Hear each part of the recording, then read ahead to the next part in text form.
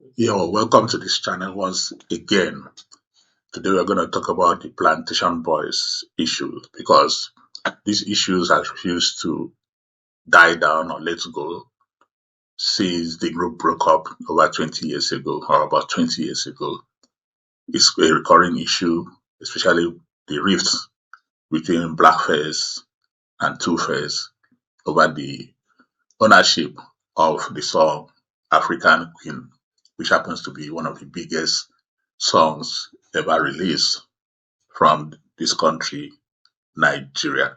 So do a deep dive into it. It will be more or less a free form recording. So because might have to do a bit of recalls here and there. So stay tuned as we dig deep into this story today. Well, I guess we all know the story of the Plantation Boys, but for the sake of future generations that might watch this video maybe in 30 years' time, if internet still exists by then, the Plantation Boys made up of three members, initially two, consisting of Augustine Ahmedu, also known as Blackface, and Innocent Idibia, also known as Two-Face, and later Tubaba.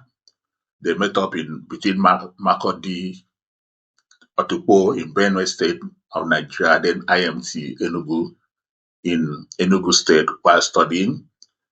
They started out as two and later joined in Lagos by Chibuzor Orji, known as Faze, to make it a trio. The band released their first album in 2000 called Body and Soul, and later followed up with the second album, Sold Out.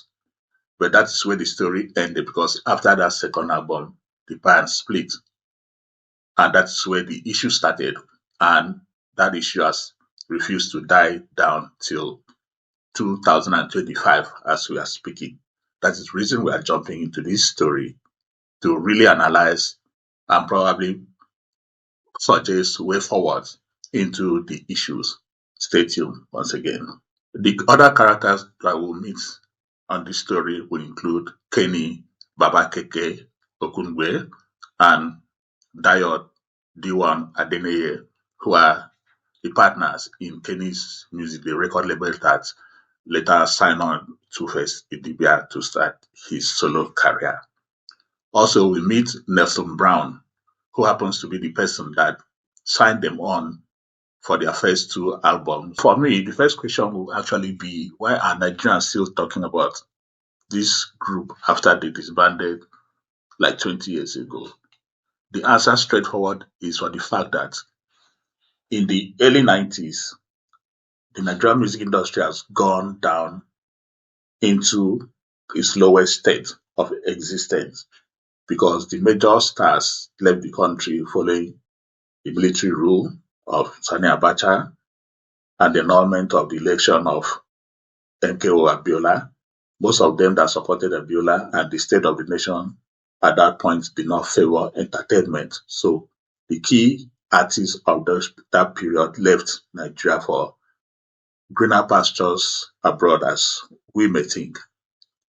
Secondly, the record labels, the big record labels were equally multinationals left, including Polygram and EMI and CBS Sony Music. So there was a vacuum which allowed a free fall of the industry. The creativity of the artists were not fully harnessed because there were no labels to uptake their output. Hence, things were going down the drain until the Ajegunle boys like Daddy Shoki, Baba Frayo, the Pretty Beastie Boys came up with something that now re-engineered the industry in a bit, followed by marketers that fill the gaps that the record labels have left following their departure. So in that period of regrowth or rebirth, Plantation Boys came in towards the end of the late 90s with something fantastic, something different that captures the minds of Nigerians. And that is why they are still endeared to the minds of Nigerians and the reason we are still talking about them till today. Nelson Brown is just a music producer based in Ajegunle. Nigeria. He had met up with the Plantation Boys and recorded and released their two albums following the traction and the impact they made on the industry. And based on this, he needed to sign them onto a bigger label. Indeed, his Dove Entertainment was just created on the back of the impact of the Plantation Boys in the industry. But being a producer who wanted to concentrate on his production work, he needed to sign the boys to a bigger label.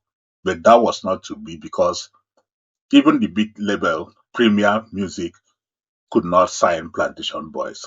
Premier Music's inability to sign Plantation Boys clearly confirmed our earlier position that the music industry was on a decline and the industry could not tap into the creative output of the artists.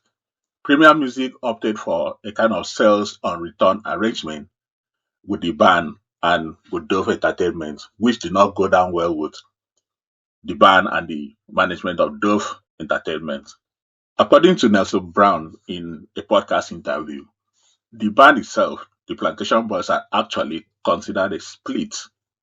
And the reason for considering that split was for money reasons, for financial reasons. Not that they wanted to split as a group per se, but they discovered that they were being short paid anytime they went out to perform. For instance, they'll be paid the same amount of money a single artist will be paid. Because most corporate organizations just know, okay, this band is coming, this person is coming to perform for me, or most promoters. But they will not consider them as a group of three members. So if they're paying Tony Tetula, for instance, 150,000, they'll pay Plantation Boys 150,000. So this did not go down well with the boys.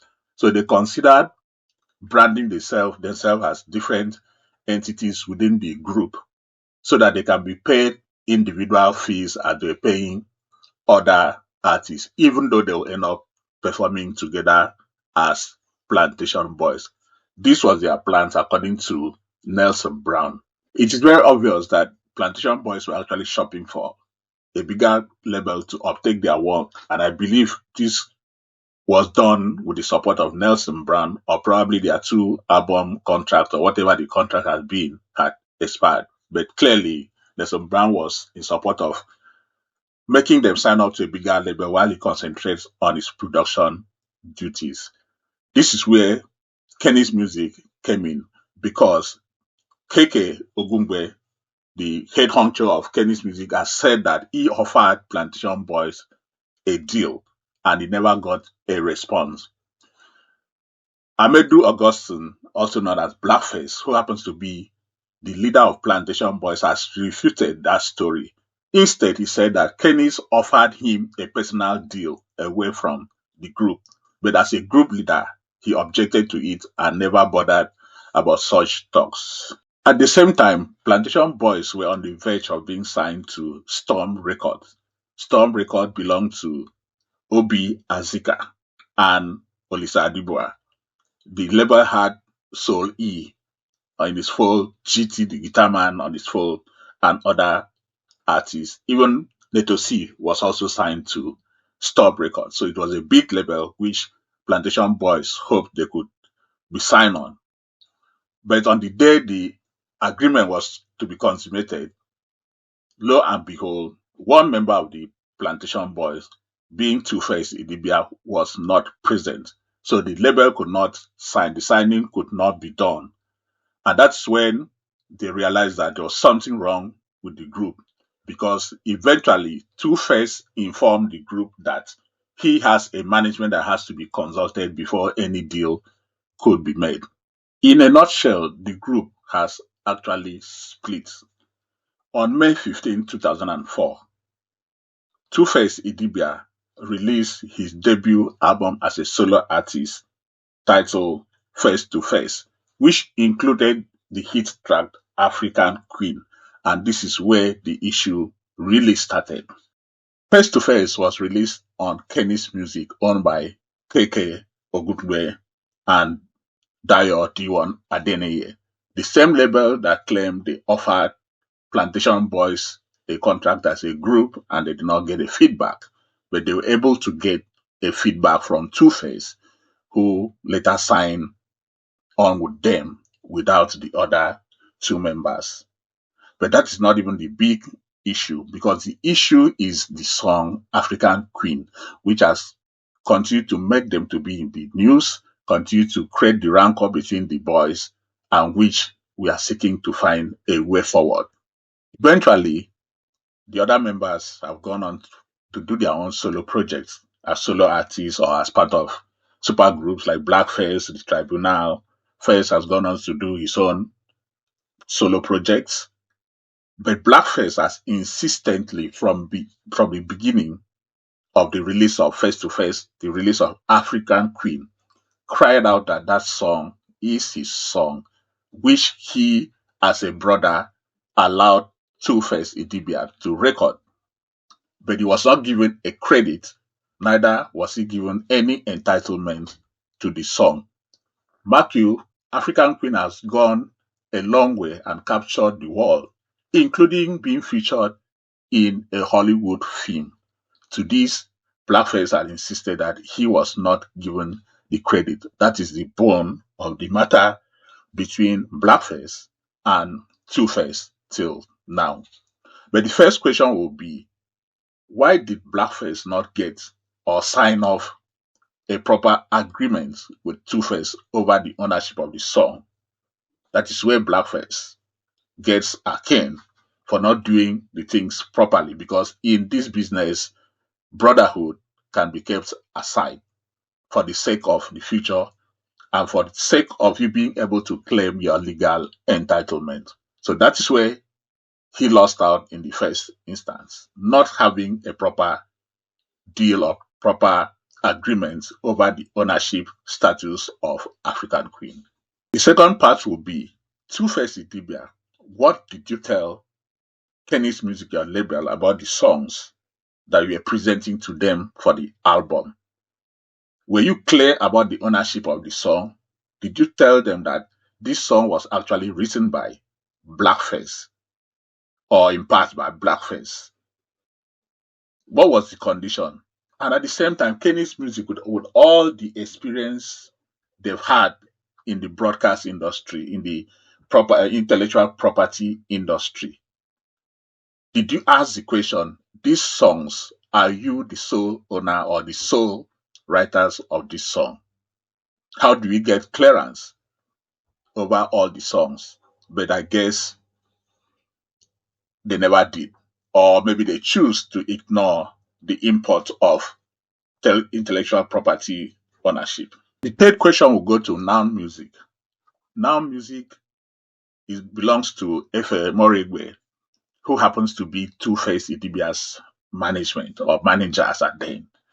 What was the advice as a management company you gave to Two-Face Idibia on the album project?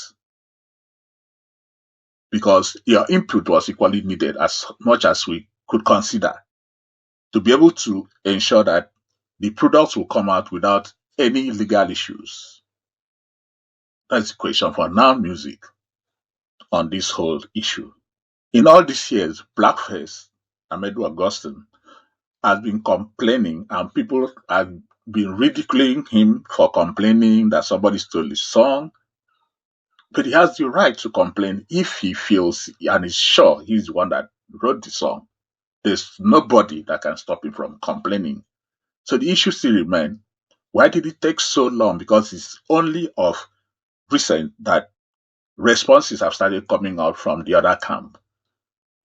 Kenny Ogugbe has come to say that over time, when Blackface complained that he had contacted BMI, that's where they registered the music in America, who then investigated and found out that Blackface has his own publishing company, the company that publishes his music in Germany, and that they've included Blackface as the writer of the song at BMI. But why did this not come out? Why did they not ask these questions from beginning? Is still the issue. And why did it take them over 20 years to start responding? And even if the publishing has been rectified at BMI, what of the credits? what of the money that has accrued over the years? Can they let us know what has happened? Nigerians need to know. Has Blackface been paid his own dues? Because Blackface himself has been silent on the issue of payment. What of the royalties from the movie?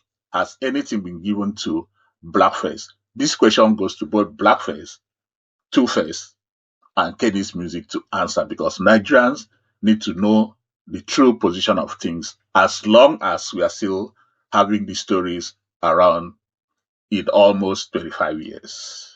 A few weeks ago, for the first time in about 20 years, Two-Face Idibia made a response to all this issue. He stated that the writer of the songs had been approached in some years past, and they've tried to explain that the situation of the song, the control of the song was not directly his, but that of Kenny's Music, but that the writer of the song was approached and offered some payment, specifically 2 million naira and a plot of land in Makodi and Otogutupo, where they come from, as compensation for the song. But for us, that was clearly not being very clean about. If you are coming out to explain the position, it wasn't a clean way to put it. Because in the first instance, the so-called writer of the song, which he refused to mention, has been complaining that he was never given a credit on the album for being the songwriter of African Queen. So if you are coming out to clear the issue and you are still mentioning the writer of the song and cannot mention the writer of the song's name, then it was not clean enough. It was not clean enough in our own opinion. Any other person can feel different, but it wasn't clean enough. Come out and say, this person wrote, Ahmedu Augustine wrote this song, we offered him something and he refused and there was nothing you could do. But not even acknowledging him in your press release or statement was not clean enough. That goes to Two-Face and his management. In all this, the biggest problem is that Plantation Boys as a group are leaving money on the table. This is the time money is being made from music in Nigeria, because Nigerian music has gone far and wide. People are pulling off billions of dollars, but our biggest band that are supposed to reap from their effort in the past are leaving money on the table, and this is not good enough. I am certain a reunited Plantation Boys can fill up O2 Arena in London, because people are yearning. If people were not yearning for them, we will not be talking about them after 20 years that they've stopped being together as a group. They should really think of this, and we are going to suggest some way forward in the next minute. The way forward. The first thing will be to address the intellectual property issue and facilitate a reunion of the Plantation Boys at the later stage. Here are some of the steps that could be taken. First of all, the intellectual property issue. Number one, legal consultations.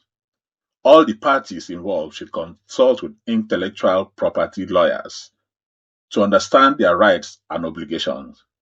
This will help clarify the ownership of the disputed song and provide a legal framework for resolving the issues. Secondly, mediation. All parties involved should engage in mediation with a neutral third party to facilitate a discussion between the involved parties.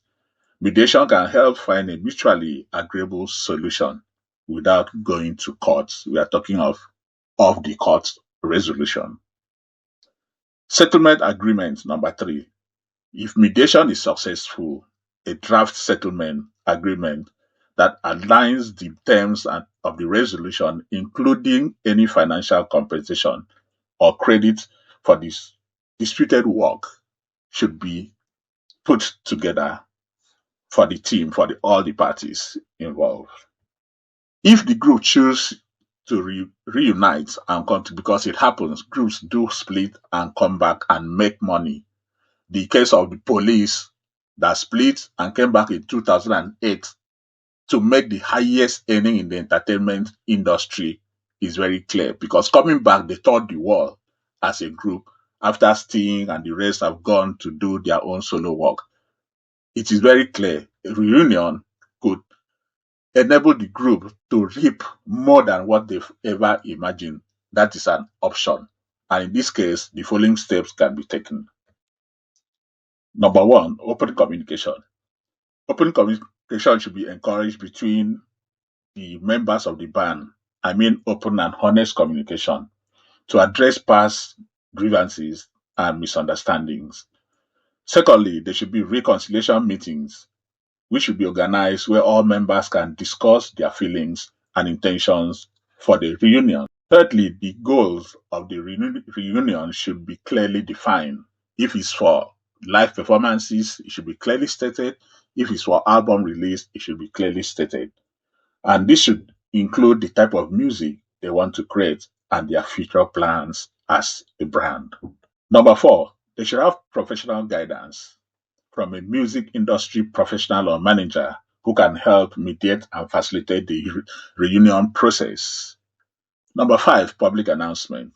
Once everything is settled and agreed upon, a public announcement should be made to inform fans and the media about the plans for the future, the reunion, the plans for the future, which will generate excitement and support for the band. We believe that by following these steps, the Plantation Boys can work towards resolving their intellectual property dispute and successfully reunite to create new music together. We have chosen to make these suggestions because we believe the fans really want to see the Plantation Boys of Blackface, Tuface, and Faze together at least once again. The group dynamics exist. Sometimes groups go and come back. The case of New Edition is very clear because they know how to work together individually and as subgroup and as a big group together. These are some of the reasons we think that it is possible that Plantation Boys could come back as a group. The other alternative will be to maintain the status quo as they are already individual solo artists. They continue doing their own things and make success and make money their own way. But the third alternative is for a new Plantation Boys to be formed, because Blackface is still the heart and soul of Plantation Boys. He has carried Plantation Boys all through these years. He missed the point because when their split happened, if he had thought fast enough, he could have just regrouped or recruited other members into the group. It is not a strange thing. It happens everywhere. When Lionel Richie left Commodores, they recruited Jedi Nicholas into the group, and Commodores made their biggest hit, Night Shift, after Lionel Richie left. So it is possible. But Blackface missed that opportunity, though he's trying to come up with Plantation Boy, but it could have been better immediately the group split. Recruit new members into the group and progress as Plantation Boys. It's still on the table, but it's left for them to decide what to do. So that has been our opinion, our thoughts on the Plantation Boys issue. If you like what we've been doing on Music in My Ears, kindly thumb the like buttons and subscribe to this channel if you are yet to do so. Thank you for listening to us. Peace. I'm out of here.